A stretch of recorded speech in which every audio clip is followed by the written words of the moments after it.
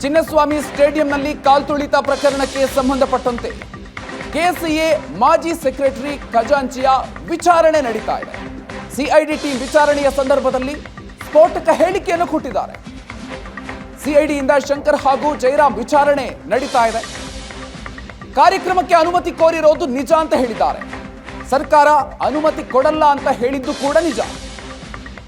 ಸರ್ಕಾರವೇ ಕಾರ್ಯಕ್ರಮಕ್ಕೆ ಮುಂದಾಯಿತು.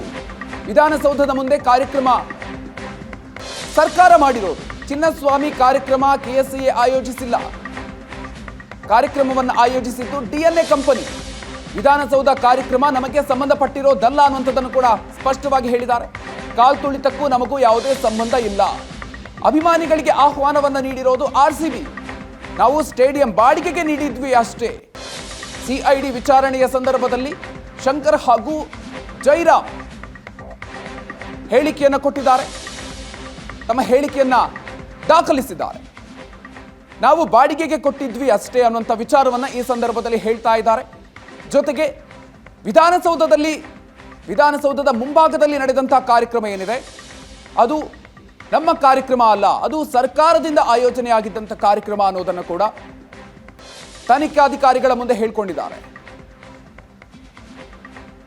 ಸಿಐಡಿ ವಿಚಾರಣೆಯ ಸಂದರ್ಭದಲ್ಲಿ ಶಂಕರ್ ಹಾಗೂ ಜಯರಾಮ್ ಹೇಳಿಕೆಯನ್ನು ಕೊಟ್ಟಿರೋದು ಸರ್ಕಾರವೇ ಕಾರ್ಯಕ್ರಮಕ್ಕೆ ಮುಂದಾಯಿತು ಅಂತ ಹೇಳಿದ್ದಾರೆ. ವಿಧಾನಸೌಧದ ಮುಂದೆ ಕಾರ್ಯಕ್ರಮ ಮಾಡಿರೋದು ಅದು ಸರ್ಕಾರದ ಕಾರ್ಯಕ್ರಮ ಅನ್ನೋದನ್ನು ಸ್ಪಷ್ಟವಾಗಿ ಹೇಳಿಕೆ ನೀಡಿದ್ದಾರೆ. ಚಿನ್ನಸ್ವಾಮಿ ಕಾರ್ಯಕ್ರಮ ಕೆಎಸ್ಸಿಎ ಆಯೋಜನೆ ಮಾಡಿರೋದಲ್ಲ, ಅದನ್ನು ಕೂಡ ಆಯೋಜನೆ ಮಾಡಿರೋದು ಡಿಎನ್ಎ ಕಂಪನಿ. ವಿಧಾನಸೌಧ ಕಾರ್ಯಕ್ರಮ ಅದಕ್ಕೂ ನಮಗೂ ಸಂಬಂಧ ಇಲ್ಲ. ಕಾಲ್ತುಳಿತಕ್ಕೂ ನಮಗೂ ಯಾವುದೇ ಸಂಬಂಧ ಇಲ್ಲ. ಅಭಿಮಾನಿಗಳಿಗೆ ಆಹ್ವಾನ ಕೊಟ್ಟಿರೋದು ಆರ್ಸಿಬಿ.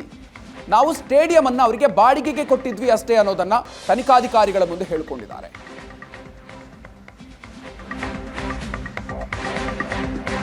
ಇನ್ನು ಚಿನ್ನಸ್ವಾಮಿ ಕ್ರೀಡಾಂಗಣದ ಬಳಿಯ ಕಾಲ್ತುಳಿತಕ್ಕೆ ಹೊಣೆ ಯಾರು? ಹಾಗಾದ್ರೆ ಒಂದ್ ಕಡೆಯಲ್ಲಿ ನಮಗಿದು ಸಂಬಂಧಪಟ್ಟಿರೋದಲ್ಲ ಅಂತ ರಾಜ್ಯ ಸರ್ಕಾರ ಹೇಳ್ತಾ ಇದೆ.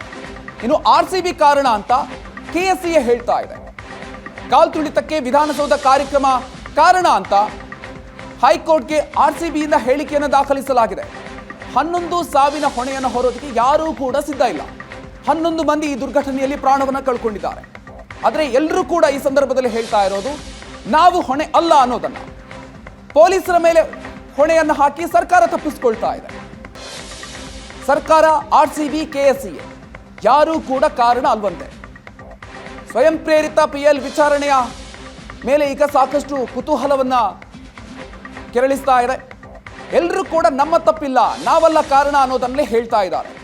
ಒಂದ್ ಕಡೆಯಿಂದ ಸರ್ಕಾರ ಕೂಡ ಅದನ್ನೇ ಹೇಳ್ತಾ ಇದೆ, ಮತ್ತೊಂದು ಕಡೆ ಆರ್ಸಿಬಿ ಮ್ಯಾನೇಜ್ಮೆಂಟ್ ಕೂಡ ನಮ್ದೇನು ತಪ್ಪಿಲ್ಲ ಇಲ್ಲಿ ಅನ್ನೋದನ್ನು ಹೇಳ್ತಾ ಇದೆ. ಇನ್ನೊಂದು ಕಡೆಯಲ್ಲಿ ಕರ್ನಾಟಕ ಸ್ಟೇಟ್ ಕ್ರಿಕೆಟ್ ಅಸೋಸಿಯೇಷನ್ ಕೂಡ ಅದನ್ನೇ ಹೇಳ್ತಾ ಇರೋದು. ನಾವು ಕೇವಲ ಸ್ಟೇಡಿಯಂ ಅನ್ನು ಬಾಡಿಗೆಗೆ ಕೊಟ್ಟಿದ್ವಿ ಅನ್ನೋದನ್ನ ಕೆಎಸ್ಸಿಎ ಹೇಳ್ತಾ ಇದೆ. ಹಾಗಾಗಿ ಯಾರೂ ಕೂಡ ಈ ಪ್ರಕರಣದ ಹೊಣೆಯನ್ನು ಹೊರೋದಕ್ಕೆ ರೆಡಿ ಇಲ್ಲ. ಪೊಲೀಸರ ಮೇಲೆ ಹೊಣೆ ಹಾಕಿ ಸರ್ಕಾರ ತಪ್ಪಿಸಿಕೊಳ್ತಾ ಇದೆ ಈ ಸಂದರ್ಭದಲ್ಲಿ. ಹೀಗಾಗಿ ಸರ್ಕಾರ, ಆರ್ಸಿಬಿ, ಕೆಎಸ್ಸಿಎ ಯಾರೂ ಕೂಡ ಕಾರಣ ಅಲ್ವಂತೆ. ಸ್ವಯಂ ಪ್ರೇರಿತ ಪಿಐಎಲ್ ವಿಚಾರಣೆಯ ಸಂದರ್ಭದಲ್ಲಿ ಈಗ ಸಾಕಷ್ಟು ಕುತೂಹಲ ಮೂಡಿಸ್ತಾ ಇದೆ.